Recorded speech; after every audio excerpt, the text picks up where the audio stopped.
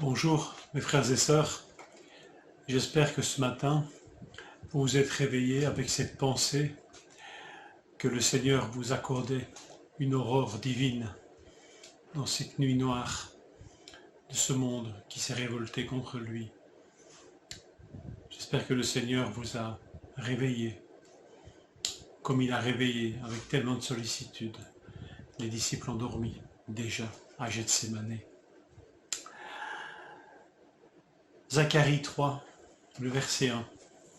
Il me fit voir le souverain sacrificateur Josué debout devant l'ange de l'Éternel et Satan debout à sa droite pour l'accuser. Imaginez, l'homme le plus saint de l'ancienne alliance, le souverain sacrificateur, est mis en accusation et trouvé coupable. Ses habits sont sales, nous dit le texte, symbole d'impureté et de péché et de faute avérée. Imaginez le choc chez les croyants de base, chez les hommes et les femmes de Juda revenant de captivité. Décidément, on ne s'en sortira jamais.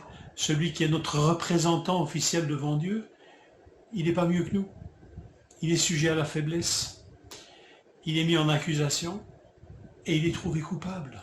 Imaginez.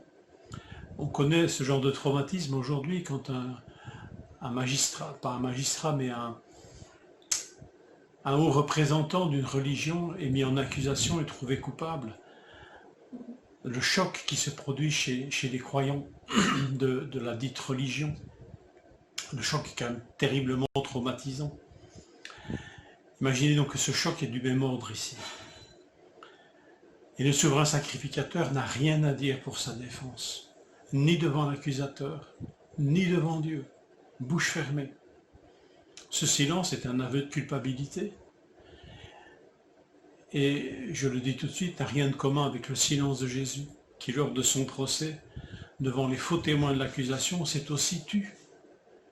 Mais c'est ici le juste qui se tait, en accomplissant la volonté du Père. Rien de commun avec ce silence de culpabilité de Josué, le souverain sacrificateur. Imaginez le choc chez les croyants, si lui n'est même pas juste ni pur devant Dieu, alors qui peut l'être? Sûrement pas nous. Notez que ce silence de Josué doit nous interpeller. Quand on est devant Dieu, apparemment on n'est pas bavard. Ce n'est apparemment pas le temps d'une belle plaidoirie, d'excuses tardives, ni de justifications approximatives. On est bouche fermée devant celui qui est saint. C'est aussi un silence de solitude que celui de Josué. Il est terriblement seul ici, dans cette scène. Personne ne se présente pour le défendre. Personne n'est venu avec lui pour le défendre. Il n'y a même pas de témoin en sa faveur. Il est seul devant Dieu et devant l'accusateur. Et pourtant, quelqu'un se lève, non pour le défendre, mais pour lui enlever sa faute et le revêtir de justice. Cette intervention ferme la bouche de l'accusateur. Qui donc est celui qui ferme la bouche de Satan, qui commande aux anges comme étant des serviteurs? Celui-ci, prenant la parole, donc l'ange de l'Éternel, dit à ceux qui étaient devant lui, ôtez-lui les vêtements sales, et qui ordonne de le vêtir d'habits de fête ou précieux, et de mettre un turban pur sur sa tête. Ce turban pur, signe vestimentaire de la fonction du souverain sacrificateur, sa tiare, sur laquelle il est écrit « Sainteté à l'Éternel », « Sainteté à l'Éternel ». Ésaïe 61, 10 dit ceci « Je me réjouirai en l'Éternel, mon âme sera ravie d'allégresse en mon Dieu, car il m'a revêtu, Dieu m'a revêtu des vêtements du salut, il m'a couvert du manteau de la délivrance. » Et c'est l'ange de l'Éternel ici qui exécute ces choses. Qui donc est celui qui pardonne, qui enlève la faute, qui purifie, qui restaure, qui rétablit dans la dignité? L'ange de l'Éternel. L'ange de l'Éternel, devant lequel se trouve Josué.